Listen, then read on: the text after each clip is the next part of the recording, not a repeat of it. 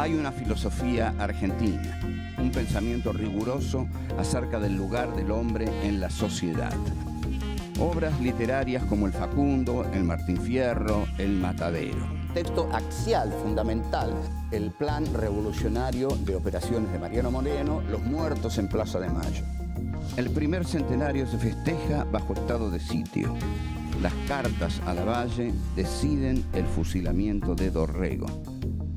No hay verdad que se resista frente a 2 pesos, moneda nacional.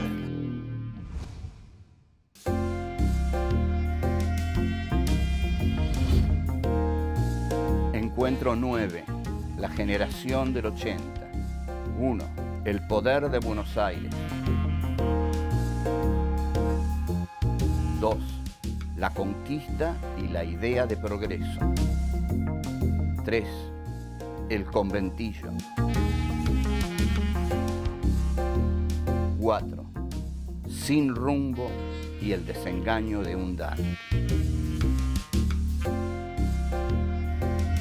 Se conoce como generación del 80 a las élites intelectuales y dirigentes de la Argentina que llevaron adelante el proceso de modernización y organización nacional a partir de la década de 1880.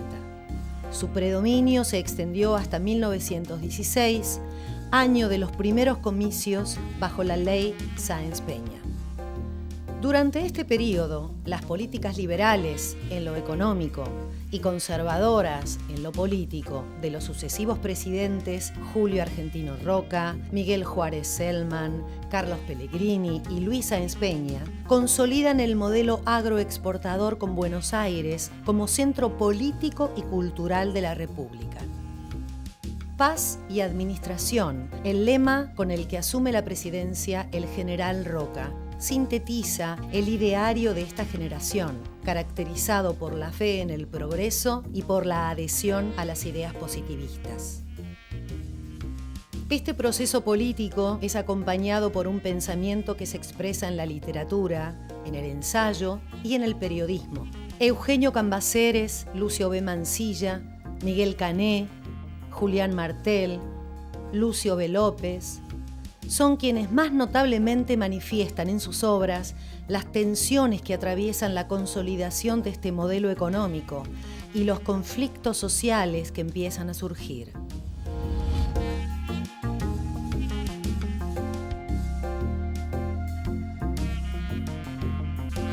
Este es nuestro encuentro número 9 y vamos a ocuparnos de la generación del 80. Este es un tema álgido, caliente, sobre el cual se discute mucho. Para algunos, la generación del 80 ha sido la gran generación que fundó el país, y para otros, entre los que me voy a permitir contarme, la generación del 80 no fundó nada. Ya vamos a ver por qué, porque todo lo que digo trato de fundamentarlo. Pero ¿de dónde venimos? Venimos del Martín Fierro, de José Hernández. Ustedes habrán visto en el Martín Fierro la presencia sólida de un pensamiento nacional. Por eso es este curso que estamos dando, porque hay un pensamiento nacional. Porque cuando Fierro dice yo abriré con mi cuchillo el camino para seguir, esa frase es un gran pensamiento. Bueno, entonces, en la segunda parte del Martín Fierro, el gaucho está integrado al sistema de Buenos Aires. Pero quedan muy pocos gauchos. ¿Por qué? Porque han sido casi todos ellos exterminados a partir de la derrota del federalismo argentino en Pavón, batalla que Urquiza, según dicen las malas lenguas y las buenas también, se la regaló a Mitre. Y a partir de ahí Mitre emprende lo que se llama una guerra de policía en el interior, termina con el Paraguay, termina con los gauchos del interior mediterráneo, Urquiza con el gauchaje del interior mesopotámico, no hace nada, es un socio menor de Mitre, o sea que el poder se centraliza en Buenos Aires, donde ya nunca dejará de estar centralizado. Este poder, que se centraliza en Buenos Aires, tiene todavía una tarea por hacer, que es la lucha contra el indio. En este sentido, Julio Argentino Roca, el gran general de la década del 80, emprende la llamada conquista del desierto. ¿Qué es la generación del 80? Bueno, son unos cuantos dandis pertenecientes a las clases altas, cuya educación entre 1863 y 1870 es lo que narra Miguel Cané en ese adorable libro llamado Juvenilia, que todos hemos leído en la escuela, y que narra la educación a manos de Amadeo Jacques de la élite de la generación del 80. La generación del 80 va a tomar como filosofía propia una filosofía europea. Es decir, la filosofía positivista que nace en 1831 con el curso de filosofía positiva de Auguste Comte. ¿Y qué dice la filosofía positivista? Bueno, lo voy a decir contundentemente. El positivismo tiene como tarea fundamental justificar el orden establecido. ¿Por qué? Porque el positivismo es una filosofía que dice, lo que es, es. Lo que es, es. Los hechos son lo que son y no pueden ser otra cosa. Si lo que es, es. Y si los hechos son lo que son, quiere decir que nada puede cambiar. En consecuencia, la generación del 80 adopta la filosofía positivista porque cuando una clase social llega a la plenitud de su dominio sobre las otras, congela la historia. Esto es lo que hizo Francis Fukuyama cuando cae el muro. Cuando cae el muro, el neoliberalismo se adueña de la historia, entonces viene Fukuyama y dice, la historia concluyó. Bien, el positivismo es adoptado por la generación del 80 justamente para decir, la historia concluyó, digamos, los gauchos no están más, los negros los mató la fiebre amarilla, murieron en la guerra del Paraguay, a los indios los liquidó Roca, ahora estamos nosotros, la generación del 80, y nuestra filosofía es la filosofía positiva, es decir, la filosofía que postula el progreso, pero no el progreso que transforma y cambia las cosas, sino el progreso dentro de un mismo orden social y económico. No un progreso que cambie estructuras sociales, económicas, no, un progreso que es el progreso de la clase dominante de ese momento. La generación del 80 es la clase dominante que a partir de 1880 se adueña de Buenos Aires, se adueña de las finanzas, se adueña de la bolsa. Es una clase timbera que en el gobierno de Juárez Selman incurre en corrupciones que solo la República volverá a ver en la década, digamos, brillante y horrorosa del emperador Carlos Saúl Menem, y Juárez Selman efectivamente dedica el país a la timba financiera.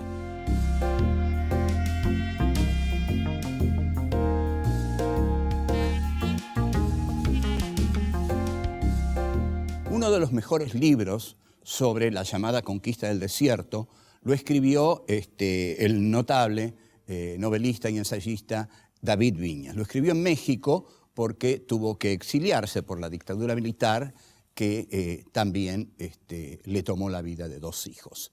El libro de David se llama Indios, Ejército y Frontera.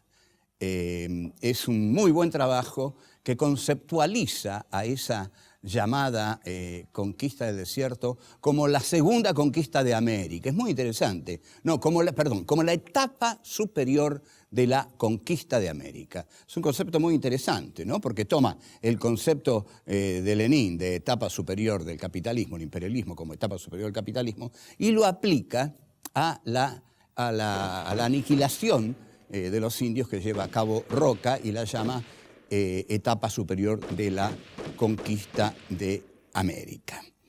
La campaña al desierto es muy fácil para el general Roca. En realidad, esto estaba decidido, no había manera de parar esto, porque Roca penetra en los territorios de los llamados salvajes, porque no pertenecen a la civilización, con rifles Remington y cañones Krupp que les ha enviado Inglaterra. De modo que es Inglaterra también la que penetra con Roca en la que va a ser después la Patagonia inglesa, porque los ingleses van a ser los que más se van a adueñar de esas tierras, tal como lo vamos a ver en La Patagonia Rebelde, sobre todo si ustedes quieren ver la película de Héctor Oliveira con guión de Osvaldo Bayer. Antes del proyecto exterminador de Julio Argentino Roca, hay un proyecto conciliador humanitario de Lucio B. Mansilla, que Mansilla plasma en un libro de los mejores de nuestra literatura, que es anterior al Martín Fierro y que sin duda Hernández leyó porque toma algunas historias de Lucio Mansilla, y que se llama Una excursión a los indios ranqueles. Y ahí está el pensamiento argentino, señores. El pensamiento argentino está en las reflexiones de Mansilla que hace acerca de la civilización y la barbarie. En todos los países colonialistas del mundo hubo generales exterminadores. Cuando Francia, en 1830, entra en Argelia, lo hace con el mariscal Bugeaud. El mariscal Bugeaud era un exterminador que apenas entra en Argelia, quema vivos a 500 argelinos solo para mostrarles a qué está dispuesto. En este sentido, las frases terribles que van a decir estos conquistadores del llamado desierto es que la sangre es fundamental, que la sangre es el dolor, pero que la sangre y el derramamiento de sangre son el costo del progreso. Lo que va a decir el general Roca es: a mí no me vengan con cosas humanitaristas. Yo necesito conquistar el desierto porque esas tierras tienen que estar en manos de la oligarquía argentina. Y yo represento a la oligarquía argentina, porque represento el poder de Buenos Aires. Soy el general que va a exterminar a los pueblos salvajes, que son salvajes porque están fuera de la civilización. La civilización no puede integrarlos, no podemos integrar a esos indios. ¿Dónde los vamos a meter? A esos indios tenemos que matarlos, como matamos a los negros y como matamos a los gauchos rebeldes. Entonces, el general Roca es un mariscal Bugeaud de la República Argentina, es decir, un general conquistador que va a conquistar territorios para la civilización. Mansilla era la otra cara. No digamos que todos los señores de la clase dominante de Buenos Aires eran crueles e inhumanos. El general Lucio B. Mansilla tenía real afecto por los indios ranqueles. Algunos dicen que Mansilla iba a los ranqueles como iba a París, porque Mansilla era un dandy, un señor al que le gustaba vestir bien, pero escribía muy bien y escribió ese hermoso texto, lo recomiendo con pasión, que es Una excursión a los indios ranqueles, donde Mansilla plantea incorporar a los indios, no exterminarlos. Esta hubiera sido otra historia, sobre todo para los pobres llamados salvajes.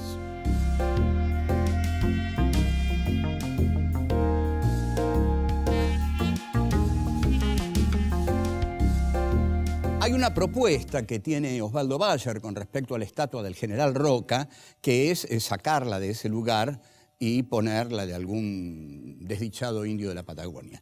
Bueno, yo tuve una conversación con Bayer en la Feria de Frankfurt, donde le hice de Roca, ¿no? De pronto, súbitamente tomé la voz de Roca y le dije, mire, Bayer, usted es un anarquista insolente, pero para que usted consiga sacar mi estatua de donde está, tiene que caer todo el imperialismo occidental antes.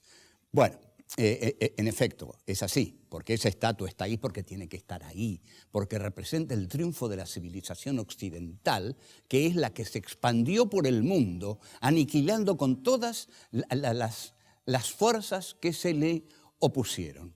Así es como en la Argentina, entonces, se aniquila al gaucho, ¿no? Se aniquila a los negros y se aniquila a los indios. Queda despoblada la Argentina, queda despoblada. Entonces yo, haciéndole de Roca a Bayer, le decía, bueno, matamos a todos y teníamos que traer a alguien para poblar el país. Y así fue como lo trajimos a usted, Bayer, le decía. Es decir, a ustedes, los inmigrantes. Trajimos a todos los inmigrantes, claro, porque habíamos despoblado el país. Claro, no vinieron los que esperaban, dejo de hacer de Roca. No vinieron lo que esperaban. Vino lo que la oligarquía, las clases dominantes en la Argentina, las clases dirigentes van a llamar la chusma ultramarina. Siempre esa delicadeza para nombrar a los otros, ¿no? Ese respeto para dirigirse al diferente. Bueno, chusma ultramarina.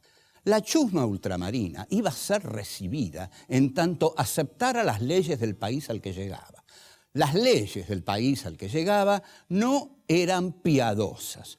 Ante todo, llegaban al hotel de inmigrantes. Y en el hotel de inmigrantes había un enorme cartel que decía, sépalo, usted llega a un país en el cual, como en todos lados, hay vencedores y vencidos. No será la primera vez que duerma en el suelo, así que hágalo esta noche y todas las que sean necesarias. Así se recibían a los inmigrantes. Los inmigrantes se acumularon, sobre todo en la ciudad de Buenos Aires, y dieron origen al conventillo. El conventillo, que es una creación nacional, era una especie de casa de chorizo a los costados de cuyo, digamos, de esa pasarela central se ubicaban unas casuchas terriblemente pobres donde se apiñaban los desdichados inmigrantes que habían venido a hacerse la América y no se la hicieron. En realidad fue un desencuentro brutal, porque la élite argentina esperaba sajones, ingleses, alemanes. No vinieron, vinieron tanos, gallegos, polacos, rusos y judíos. Entonces no vino nada de lo que esperaban. Entonces están en los conventillos y un elegante señor llamado Santiago de Estrada va a describir en memorable texto cómo ve él el conventillo. Lo describe en una obra que se llama En viaje y otras obras literarias, que es una obra ya cercana al inicio del nuevo siglo. La descripción de Santiago de Estrada es terriblemente desdeñosa, como no podía ser de otro modo, ¿no? Es un dandy del 80 que se digna a describir cómo es un conventillo. Y dice, el conventillo es el pudridero de la pobreza y mina de oro de la avaricia. Aquí toca dos puntos álgidos Santiago de Estrada. La mina de oro de la avaricia se refiere obviamente a los judíos, porque la generación del 80 era muy antisemita. Qué cosa más rara. Y Julián Martel, en su novela La Bolsa, es una novela tremendamente antisemita. En cuanto a que el conventillo es el pudridero de la pobreza, eso abarca a todos. La pobreza es putrición. La pobreza es basura, ¿no? La pobreza es podredumbre pura, según este dandy del 80. Y voy a citar. Dice Santiago de Estrada, cada uno de los conventillos de Buenos Aires es un taller de epidemias, en que cada una de sus inmundas camas es el tálamo en el cual la fiebre amarilla y el cólera se recrean. O sea, taller de epidemias. Así llama al lugar donde viven aquellas personas que llegaron a la Argentina a hacerse en América y a trabajar para las clases dirigentes, ¿no?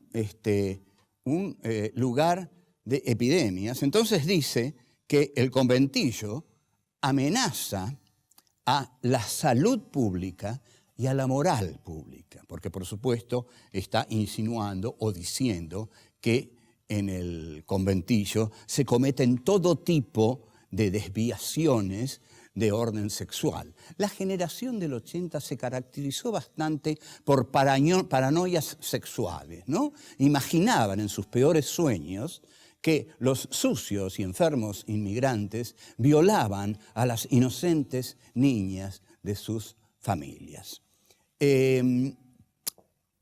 Lo que exige Santiago de Estrada, como exige todo buen burgués, es seguridad.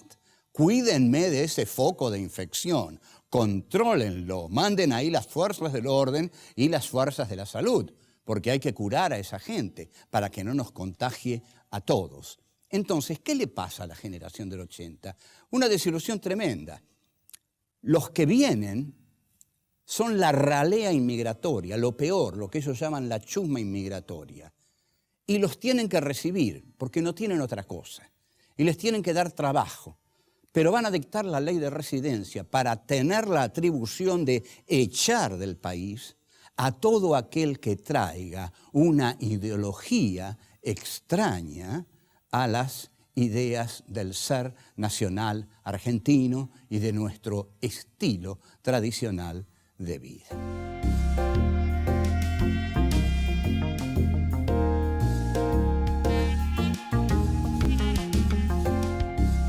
Los hombres de la generación del 80 tenían la pretensión de ser literatos. Algunos lo lograban, otros no. El que casi lo logra en una novela de 1885 llamada Sin rumbo es Eugenio Cambaceres. Al menos creo que nos debe interesar mucho esa novela porque es una novela que expresa el dolor y el desengaño de uno de los hombres de la élite oligárquica con respecto a la vida en general. Digamos que en 1880, la generación del 80, era una generación plena.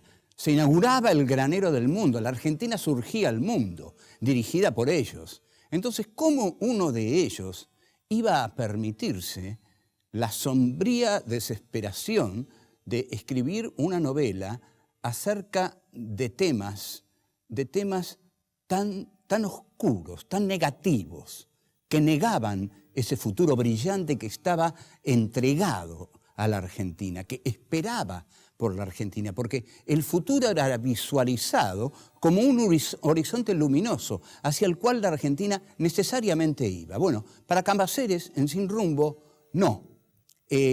Andrés, que es el protagonista de la novela, no se integra al grupo oligárquico.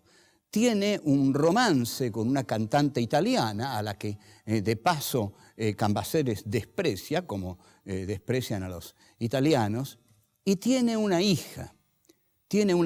Y también tiene conflictos con algunos de los peones de sus estancias, sobre todo con uno. Pero de pronto, todo se quiebra, todo se trastoca, todo se vuelve sombrío, porque la hija adorada de Andrés se enferma. La niña muere y Andrés, un dandy del 80, entra en profunda desesperación, tan profunda desesperación, que descuelga de la pared un cuchillo de caza y se hace el harakiri.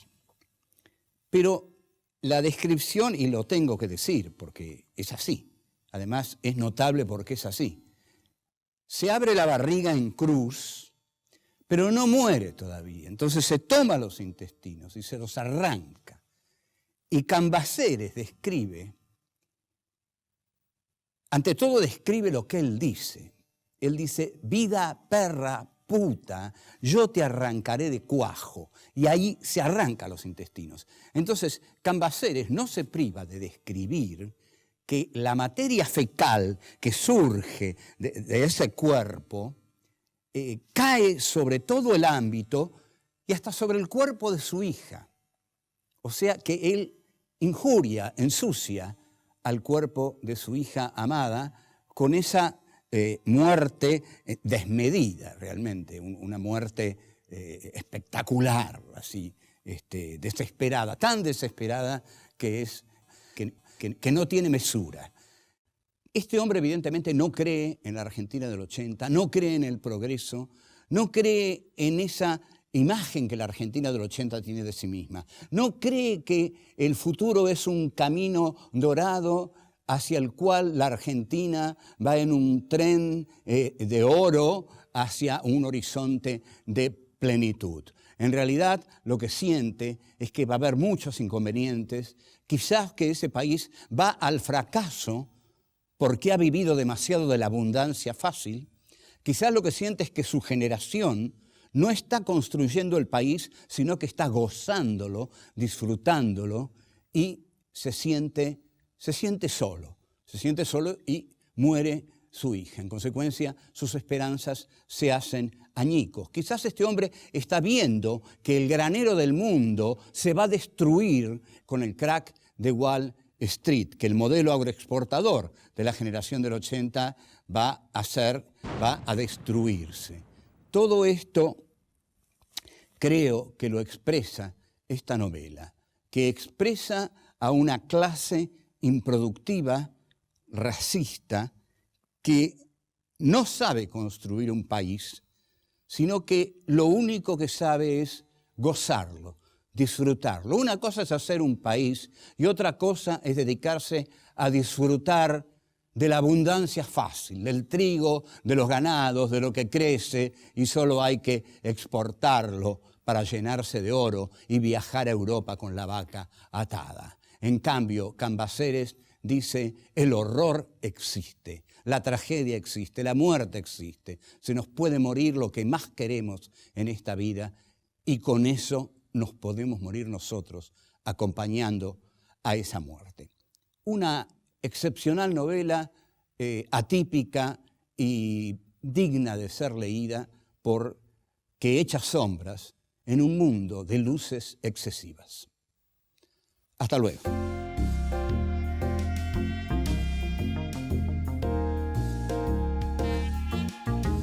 La generación del 80 va a tomar como filosofía propia una filosofía europea.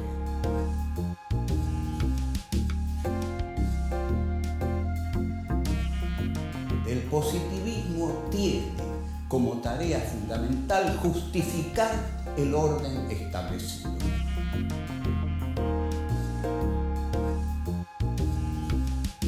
La generación del 80 era una generación plena. Se inauguraba el granero del mundo. La Argentina surgía al mundo, dirigida por ellos. Inglaterra tenía mucho apuro en que la Argentina se unificara, se hiciera una república y comerciara con Inglaterra.